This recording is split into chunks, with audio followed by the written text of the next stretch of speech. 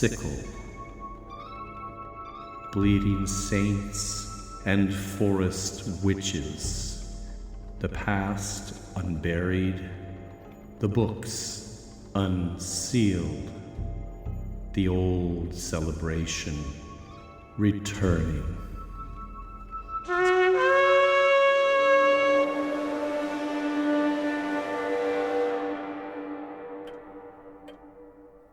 Hello, and welcome to my study. Please come in and have a seat.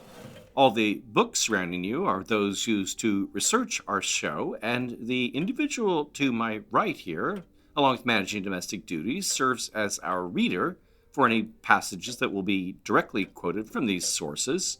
Her name is Mrs. Carswell. Hello.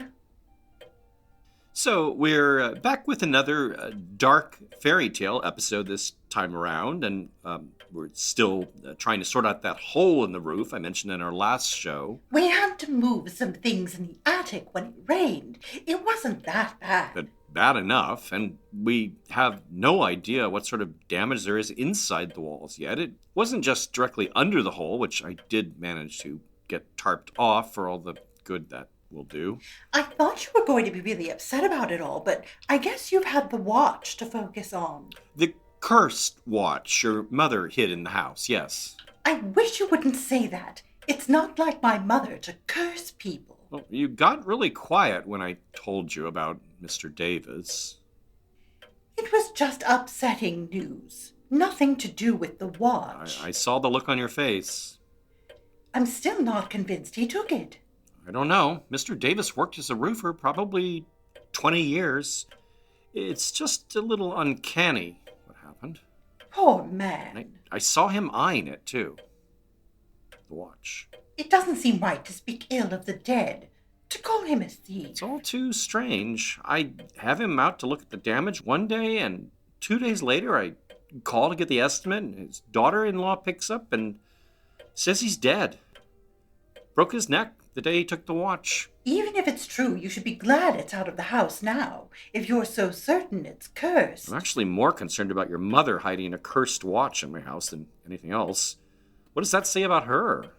Why would this watch be cursed, anyway? Well, you said it yourself. You said when your father died, your mother made a bonfire of his things, got rid of them because they were cursed. No, I said there was bad energy to them. It's not the same. You know, when I called, she said he hit the patio right next to an expensive grill the family had just paid off. And now they're saying they can't even use it. And the Davises need to cough up $15,000 for the damage just to rub salt in the wound. I don't want to hear about it. He didn't even land on the grill. He didn't damage it at all. I don't even know that it had any blood on it. But they insist it's unusable. It just doesn't... Can we start the show? Yes, we can start the show. Episode 90, Dark Fairy Tales 2, Heads in a Fountain, Bones in a Bag.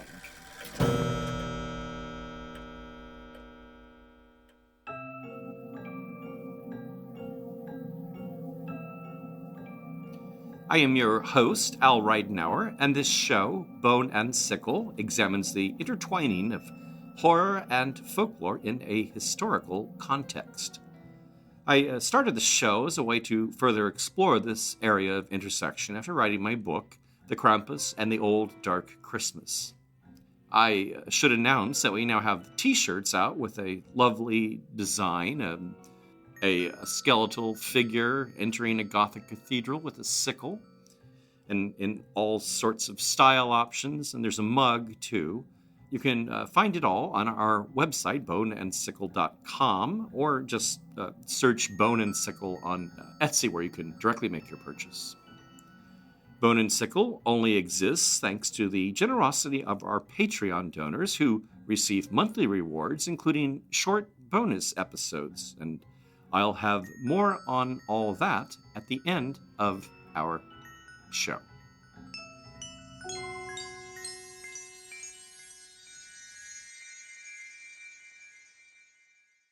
For King Cole was a merry old soul, and a merry old soul was he. He called for his pipe, and he called for his bowl, and he called for his fiddlers three. You might be surprised to learn that this old nursery rhyme is connected to the Byzantine Empress Helena, mother of Constantine. Helena is known for traveling to the Holy Land and returning with splinters of Christ's cross, or what was regarded as such. And while this is her most legendary find, another tale has her traveling to India, from which she returns with relics of the three kings, or magi. Their bones, most famously, are supposed to reside in Germany's Cologne Cathedral, but a British legend connects their relics with the town of Colchester in Essex, claiming not only that Helena brought three skulls, crowns, or to the municipality, but that Colchester, rather than Bithynia in Asia Minor, was her birthplace. Her father in this legend is Britain's first ruler, the mythical King Cole, for whom Colchester is said to be named. Whether the nursery rhyme's King Cole represents an actual historic leader of the day, we'll leave aside for now. What's of interest to our episode is how this 12th century legend of Helena and her golden skulls or crowns evolved into a 17th century chapbook version of the story, which is called The Three Kings of Colchester. And from that evolved into the fairy story, later standardized in Victorian collections as The Three Heads of the Well.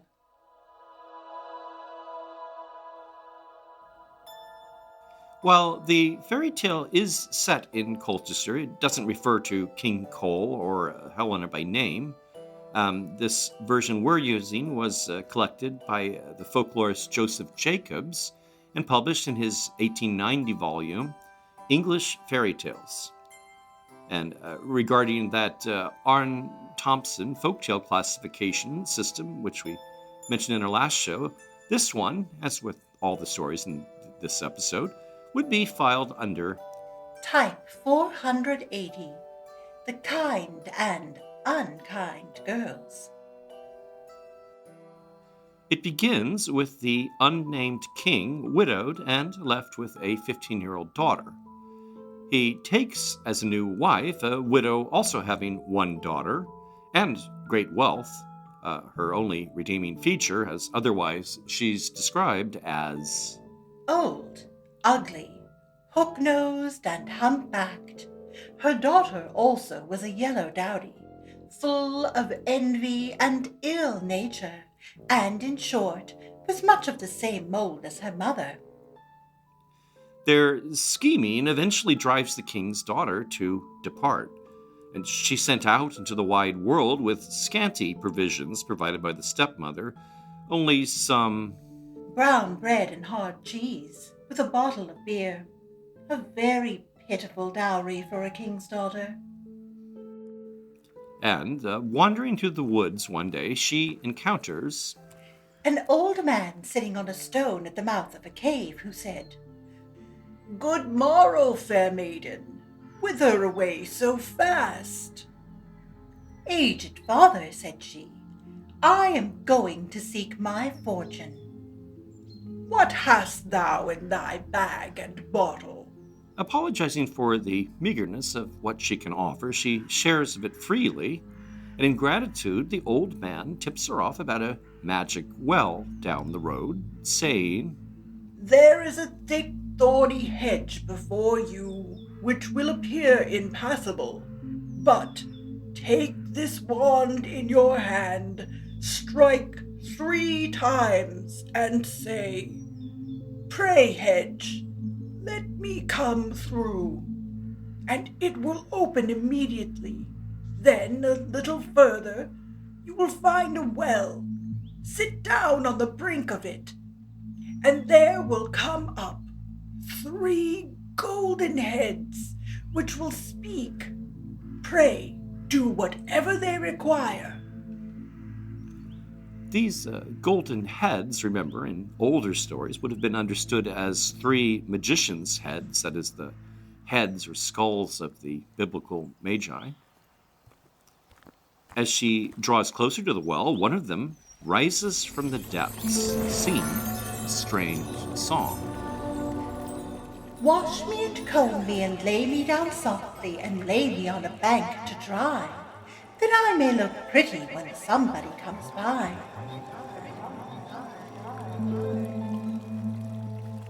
She does exactly this with one head after the other as they rise and repeat the song, after which the hampered heads agree to bless her. The first bestows upon her even greater beauty. The second a scent that shall far exceed the sweetest flowers. And the third promises marriage to the greatest prince that reigns. These benefits kick in rather quickly. She meets a king out on a hunt who falls madly in love with her and arranges a visit to her father's court for the marriage. When they arrive in a golden chariot studded with gems, the jealous queen and her club-footed daughter were ready to burst with malice. But they can't stop the wedding. Eager to duplicate the girl's success, the evil stepmother decides her daughter should visit this magic well, sending her out into the woods, not with stale bread and cheese, but sweetmeats, sugar, almonds, etc., in great quantities, and a large bottle of Spanish sack. That is a sherry sack. And as you might expect, she encounters the same mysterious stranger who asks if she would share a morsel of what she has. No, not a bit nor a drop, unless it would choke you. The old man frowned, saying, Evil fortune, attend thee. Without benefit of the old man's advice, she's torn and nearly trapped by the thorny hedge. When she arrives at the well and one of the heads rises up, asking to be combed and pampered, she banged it with her bottle, saying, Take this for your washing. The other two heads are likewise mistreated, so it's curses she receives. From the first, Let her be struck with leprosy in her face. The second, let an additional smell be added to her breath. The third bestowed on her a husband, though but a poor country cobbler. Despite her lowly marriage, the cobbler is in possession of a magical ointment and a bottle of spirits which he uses to cure his wife's leprosy and foul odor. But her mother doesn't fare as well. When the queen understood she had married a poor cobbler, she fell into distraction and hanged herself for vexation.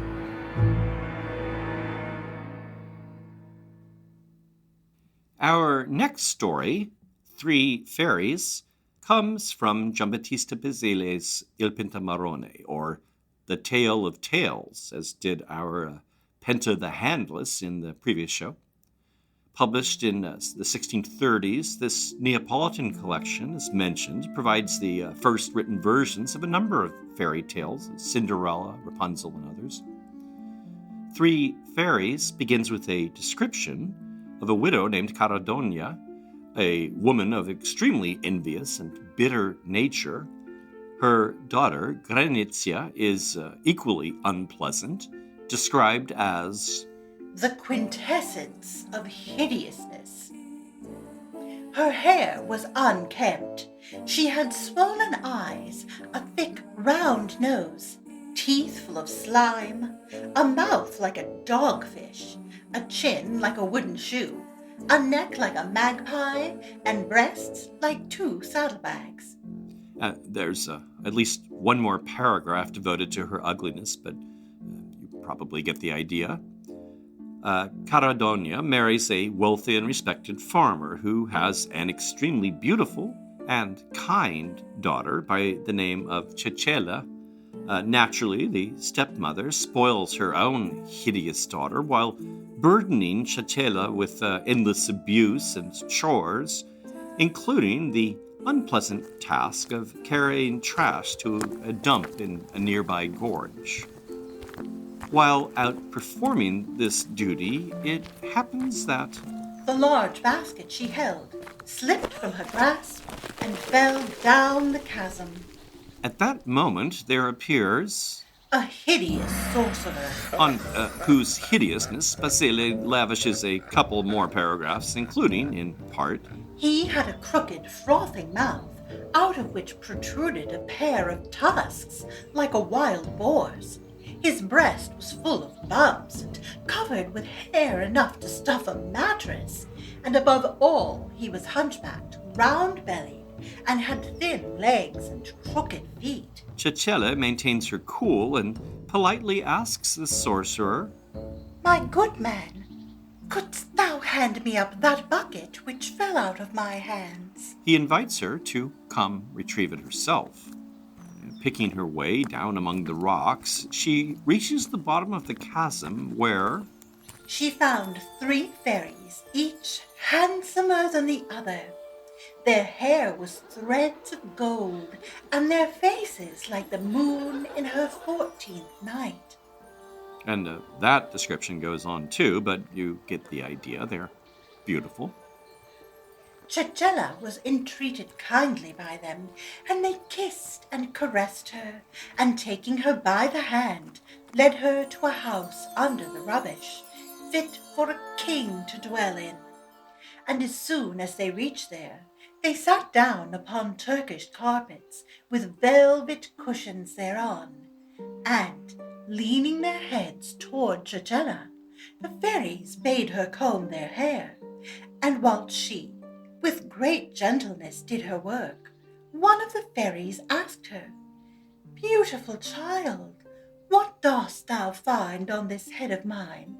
And she gracefully replied, I find small nits and little lice, and pearls and garnets. Alongside the supernatural pearls and garnets, what's important here is Chatela's gracious downplaying of the nits and lice as insignificantly small. And after this, she's shown around their opulent palace and led to a wardrobe full of luxurious garments and trinkets and invited to take what she will. But virtuously humble, she asks for nothing but a worthless old skirt.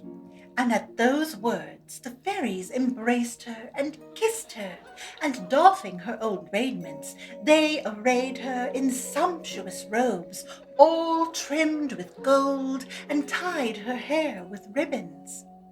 And they direct her to the gate of the palace, saying, Go, Chatela, may we see thee well married. Fare thy ways, and when thou art outside this gate, look up and see what there is above. The damsel, gracefully bending to them, took her leave and departed.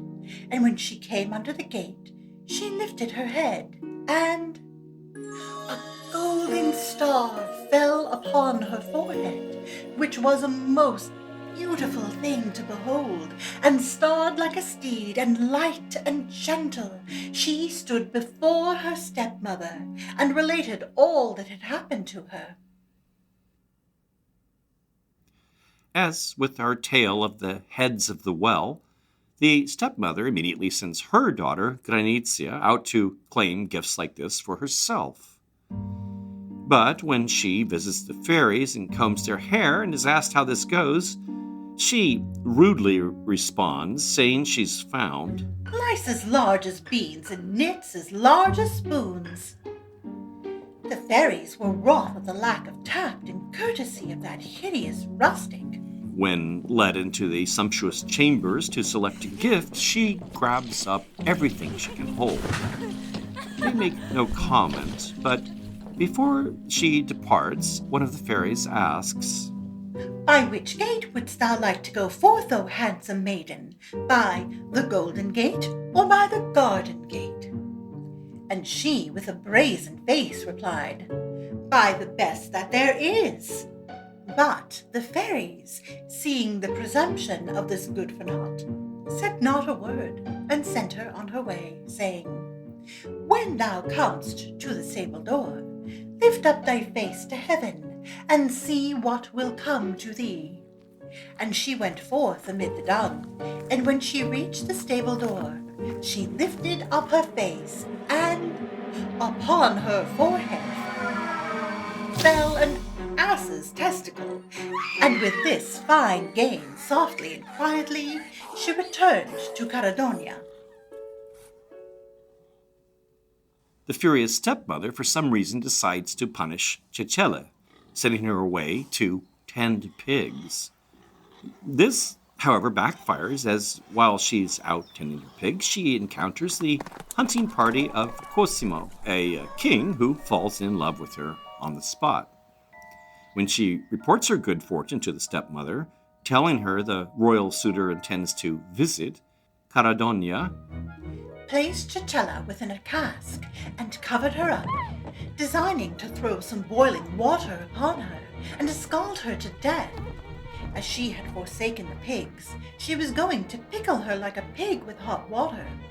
Meanwhile, she does her best to doll up her own ugly daughter as the beautiful Cecile. Cosimo is alarmed when he arrives to see his intended, not quite as he remembered her, but the marriage contract is signed and the deed is done, and the wedding night is dreadful. Cosimo, pretending to snore, withdrew himself as far as possible in the hard bed, so as not to touch Granizia, and, missing the sack and the chest, tumbled on top of the chamber pot, and the matter ended in stink and shame. Early the following morning, Cosimo heads off to Caradonia in hopes of annulling the marriage, but she's off gathering firewood in preparation for scalding her stepdaughter to death. Enter the magic house pet. There'll be a few of these in our stories. Behold, a Persian cat cried time upon time, Meow, meow, thy wife is within the cask, meow, meow. Taking up an axe, Cosimo breaks open the cask to find his true bride. He provides her a horse and instructs her to ride to the safety of his castle. Then, before the wicked stepmother can return, he packs the impostor bride, Granizia, into the barrel, warns her to keep quiet, and hides himself away. And Caradonia came home shortly after with a bundle of wood, and she lit a large fire, and putting on a cauldron of water, as soon as it began to boil, she threw it within the cask, thus scalding her own daughter. And her skin rose up like the snake when it casteth off its skin. Realizing what she's done, Caradonia Ran to a well, cast herself therein, and broke her neck. Showing by this how very true is the sentence that he who spitteth to heaven on his face receiveth the spittle. Well, yes, that's something to remember, I suppose. Our next version of this tale was published only about 60 years later in Charles Perrault's 1697 volume, Tales of Past Times, which is sometimes subtitled Tales of Mother Goose. Unlike Basile's collection, this French compilation was specifically intended as entertainment for children, so it's usually considered the first real fairy tale collection. I know I mentioned it in our Bluebeard show, as it contains the first version of that tale, but it's also known for other early iterations of Little Red Riding Hood, and Sleeping Beauty, and others. Perrault's story is simply called The Fairies. And there are no stepdaughters or mothers in this one. It's our heroine's own mother and sister who mistreat her. And one day, while she's out fetching water, a poor woman, who turns out to be a fairy, approaches her asking for a drink. The girl responds generously, and in gratitude, the fairy pronounces a blessing. With every word you speak, either a flower or a precious stone will fall from your mouth. The girl had no sooner reached home than her mother began scolding her for being back so late. "I am sorry, mother," said she, "to have been out so long." And as she spoke, there fell from her mouth 2 roses, 2 pearls, and 2 large diamonds. The mother gazed at her in astonishment. As you might expect, the mother sends her more disagreeable daughter out to the same spring, hoping she'll be likewise gifted, and the fairy approaches the unkind daughter, this time in the guise of a princess, but is still treated rudely by the girl. "Do you think I came here just to draw water for you?" answered the arrogant and unmannerly girl. And in return, the fairy announces, "As you are so disobliging, I confer this gift upon you, that with every word you speak, a snake or toad shall fall from your mouth." She returns home, and when her mother asks how she fared, "Well, my mother," replied the ill-tempered girl, throwing out as she spoke 2 vipers and 2 toads. deciding this must be the fault somehow of the blameless sister, the mother threatens to beat her, but the girl flees out into the forest, where she encounters the son of a king out hunting, and naturally they get happily ever after married. As for her sister, she made herself so hated that her own mother drove her from the house. The miserable girl, having gone about in vain trying to find someone who would take her in, crept away into the corner of a wood, and there died.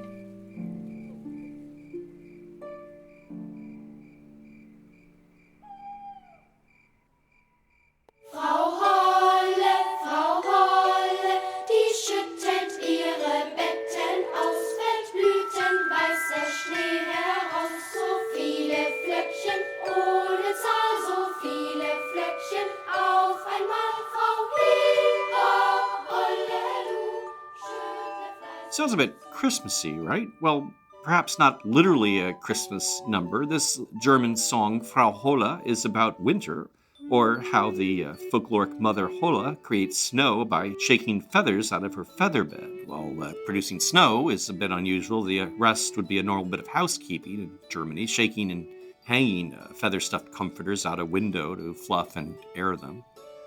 This detail comes from the Grimm's fairy tale, Frau Holle, sometimes translated as Mother Holle or Mother Hulda. It's only loosely related to the Frau Peste Holle type material I've discussed in other shows. And the Grimm story is another kind sister, unkind sister story. No stepchildren or parents. In fact, there's only one parent, a mother who happens to be widowed and favors, of course, the unkind child.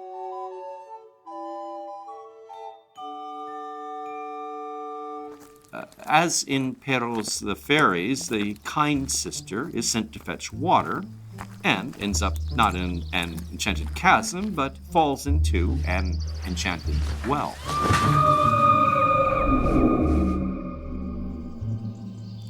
Recovering from the fall, She found herself in a beautiful meadow.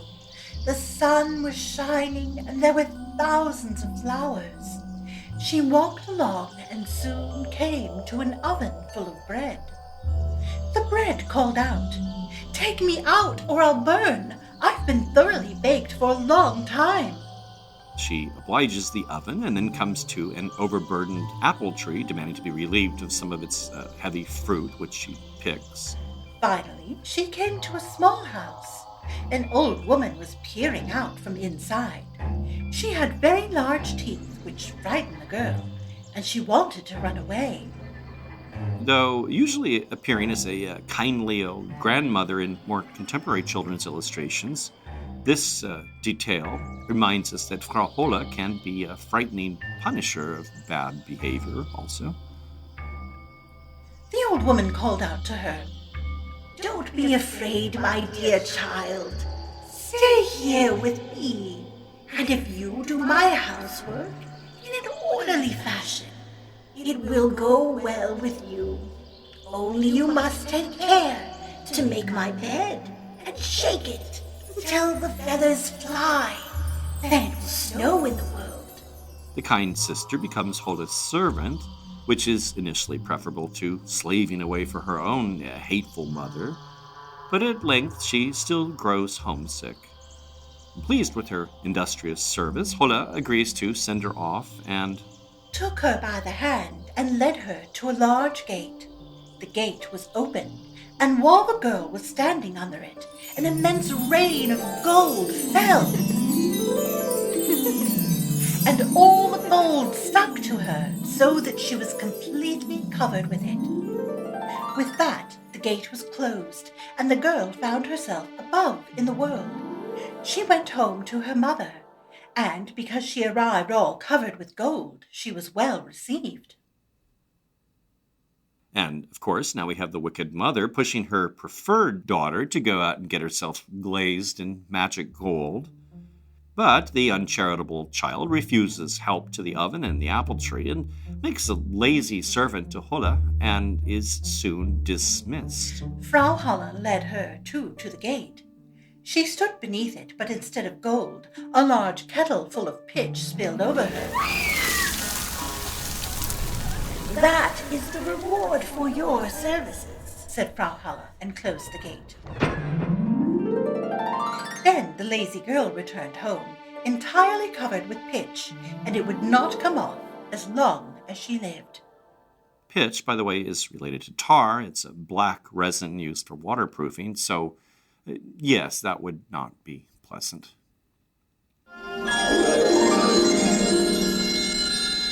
Any living creature who touches my magic scepter will never wake up again. What's the matter, my sweet? Goodbye, Grandfather Frost. What's wrong, pretty one? I'm freezing. Oh! Oh! My sleigh! Quickly, quickly, my ice sleigh! My sleigh flies like the wind!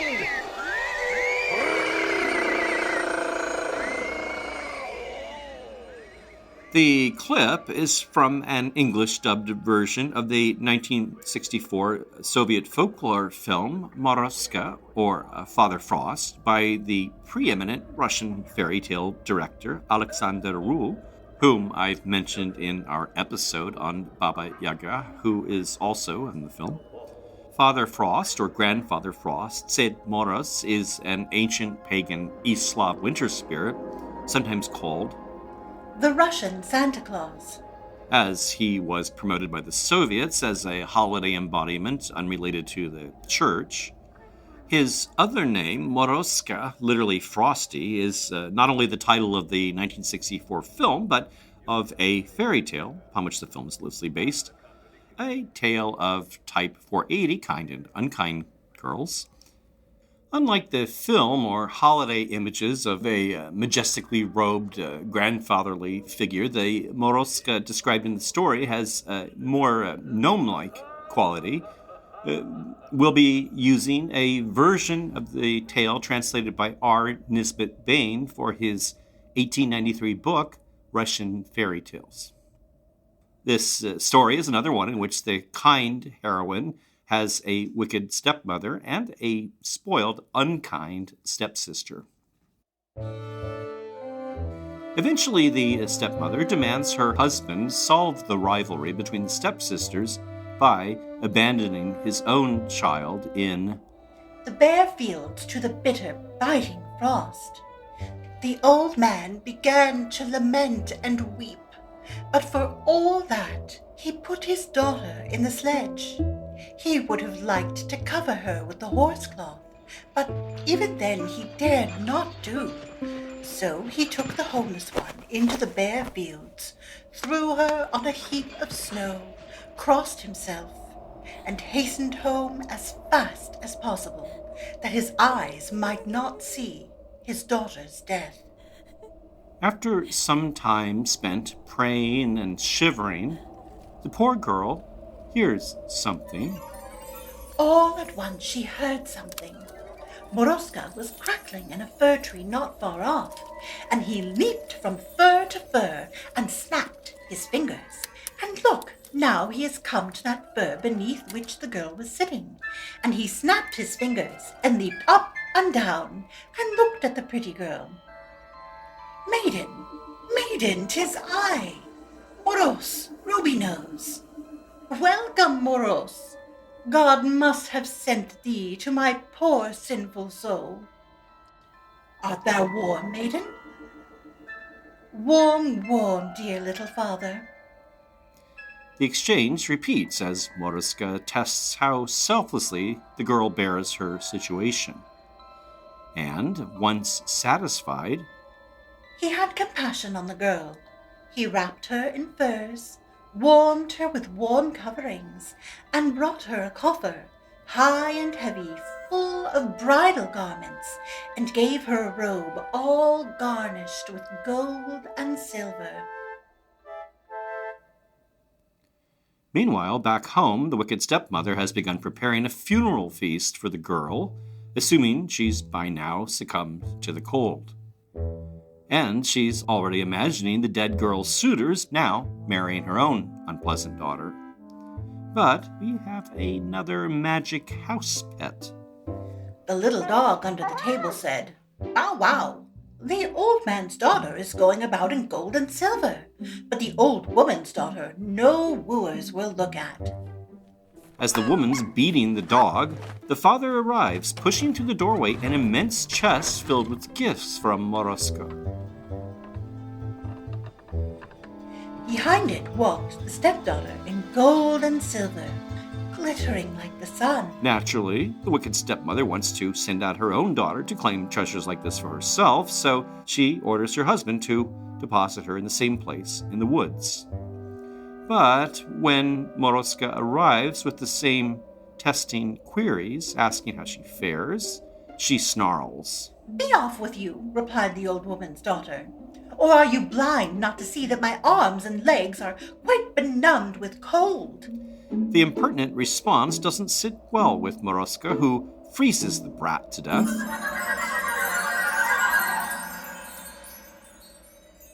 The father is sent out again in his sleigh to fetch the daughter and what the stepmother presumes will be another haul of riches. But the dog again has something to say. "Bow wow!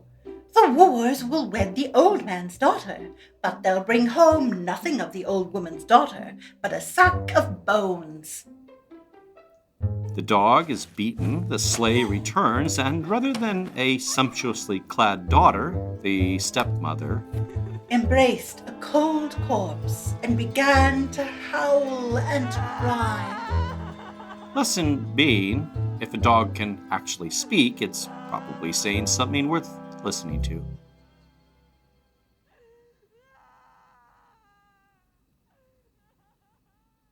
Now, for our final tale, I've saved the most gruesome. A Czech folktale called Rattle, rattle, rattle, and chink, chink, chink.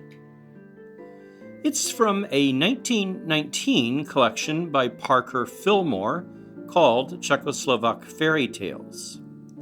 The setup should now be familiar. A widower with a kind daughter marries a dreadful woman with a dreadful daughter. The kind daughter is Lenka. The unkind is Dorla. The stepmother eventually succeeds in compelling her husband to expel his daughter from home. As they prepare to depart, the stepmother promises to pack hearty provisions. But instead of meal, she put in ashes. Instead of smoked meat, straw. And instead of bread, stones. A nasty little trick you'll recall from earlier.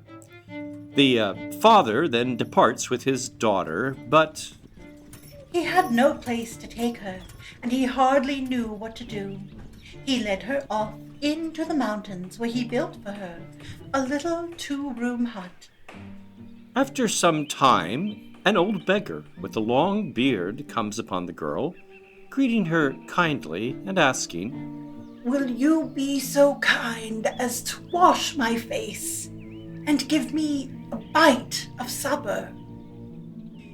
"Indeed, old father, I'd gladly wash your face and give you food, but there's no water here and nothing to carry it in. As for food, my stepmother filled the sack with ashes, straw, and stones." the stranger assures her she can find a lovely bubbling spring and bucket just behind her hut, which turns out to be true. Returning with the water, She could hardly believe her eyes, for on the wall she saw a row of shining plates, big plates and little plates and cups, and everything else that ought to be in a kitchen. and the food in her sack has been transformed into a splendid meal. She washes the old man's face, they enjoy the meal, and stretch out to sleep on the wooden floor. Then, At midnight there was a knocking at the door, and a voice called out, A man am I, 6 inches high, but a long, long beard hangs from my chin. Open the door and let me in. she rushes to open the door, and Before her stood a tiny dwarf with a long beard. He was Longbeard, who lived in the mountains, of whom Lenka had often heard stories. he also confesses that he was the old beggar to whom she showed charity, and presents her with a heavy bag of gold coins. Before he vanishes, however, he adds a few more magical touches, summoning up A fine feather bed and coverlets, and a painted chest full of clothes. Lenka lay down on the feather bed and instantly fell asleep. Then, On the third day her father came, supposing by that time Lenka had either died of hunger or been devoured by wild beasts. At least he thought he would gather together her bones. overjoyed to find his daughter not only alive but magically enriched, he loads up what treasures he can hold and returns home with her. As he neared home, the old dog that lay at the door said to the stepmother, "Bow wow, mistress, here comes the master. It's chink chink the money before him, and chink chink the money behind him." As she's busy scolding the dog, father and daughter make their appearance laden with treasures, at which point she shifts from beating the dog to scolding her husband for not taking her Dorla out to claim riches like this. The next day, she packs extravagant provisions for her daughter's trip and sees them off. Naturally, the unkind Dorla fails where Lenka was charitable. "Wash your face indeed," cried Dorla in a rage. "This is what I'll do to you." And she took a stick and drove the old beggar away. When, at midnight, the dwarf Longbeard comes knocking, Dorla was very frightened and she hid in the corner. Longbeard broke open the door and he caught Dorla and he shook her out of her skin.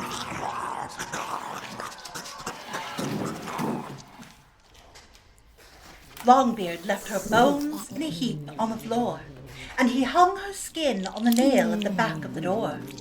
Then he put her grinning skull in the window.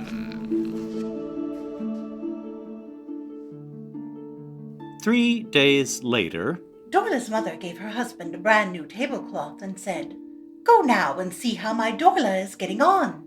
Here is a tablecloth for the golden coins." not quite what the father finds when he arrives at the hut, but he does manage to fill up the tablecloth and return home. As he nears the cabin, the dog speaks. "Bow wow, mistress, here comes the master, and it's rattle rattle bones before him and rattle rattle bones behind him." Then the man stepped into the cottage, and at once his wife brought out a basket for the golden coins. But when he shook out the tablecloth, there was only the rattle rattle of bones.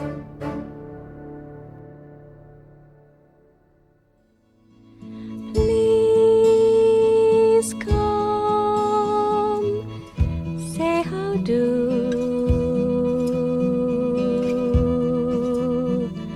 The things I'll give to. It's been a while since I've mentioned our beloved Wicker Man.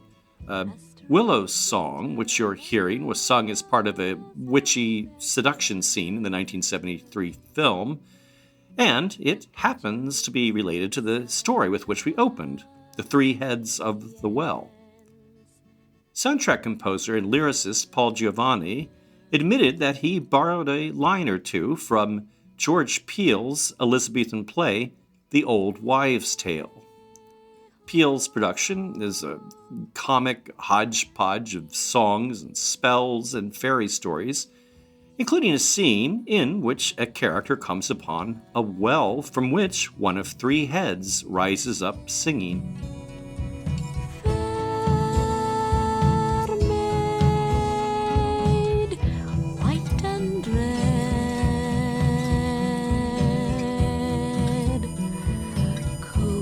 Smooth and stroke your head. Peele's original lyric continues, Comb me smooth and stroke my head, and thou shalt have some cockle bread. That last term got me curious, and with a bit of research, I realized cocklebread is just the sort of bizarre historical tidbit with which I like to close these shows. So what I found was that cocklebread has a sexual connotation in the scenes, suggesting that head is alluding to a sort of intimacy beyond hair combing. And this isn't surprising subtext, since you can find some versions of the heads in the well story, like the Scandinavian story Bushy Bride, in which the heads demand to be kissed. The English antiquarian John Aubrey, whom we heard describing fairy rings in our Slime from Space episode, provided a detailed description of the wanton sport of making cocklebread, and described how young women would get upon a table board, and as they gather up their knees and their petticoats with their hands as high as they can, and then they wobble to and fro with the buttocks, as if they were kneading the dough with their arses. And there was a song, he says, that went with all of this. My dame is sick and gone to bed, and I'll go mould my cockle bread. Up with my heels and down with my head, and this is the way to mould cockle bread.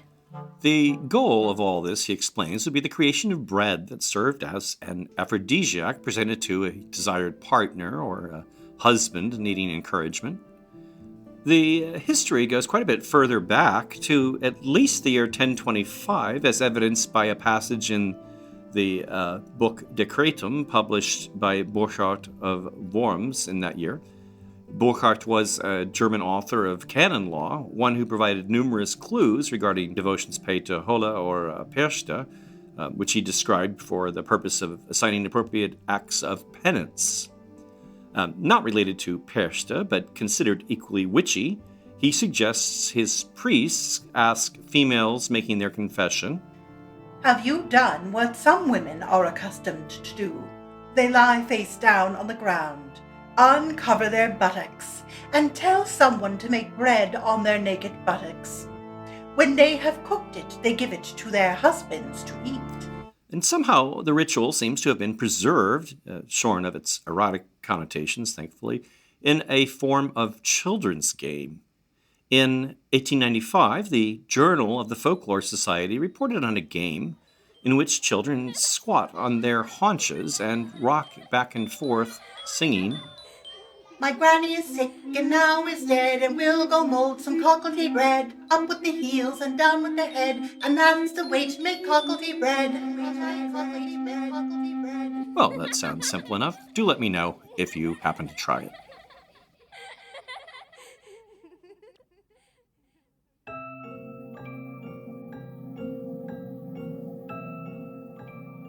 I hope everyone's been enjoying our show, and that you might have the opportunity to leave a review if you do. As mentioned earlier, we have new t-shirts available, a creepy white design on black, available on men's and women's shirts, long sleeve, and hoodies also. And we have a mug. You can find images and info on all of this on boneandsickle.com, or go directly to Etsy and search for Bone and Sickle. I must also plug our Patreon, as it's the only reason I can justify continuing this show. When you support us through Patreon, you're contributing towards the more than 100 hours I end up putting into each of these episodes. Pledge commitments begin at $1 and can be edited at any time. Those subscribing at the $4 level or higher receive a short extra episode, a reading from something in our library here. Other rewards include access to our Patreon blog, downloads of the show's soundscapes heard under the narration, show scripts, my Krampus book, various t-shirt and mug options, the Bone and Sickle candle, and unique and hand-packed mystery kits. Our latest crop of supporters whom I'd like to thank include Ryan Fettig, Heather DeLuccio, Trevor Bowers, and thanks to our friend Sean Burdick for upping his pledge, and to Gin and Sarcasm and Jamie D2 for the very kind reviews.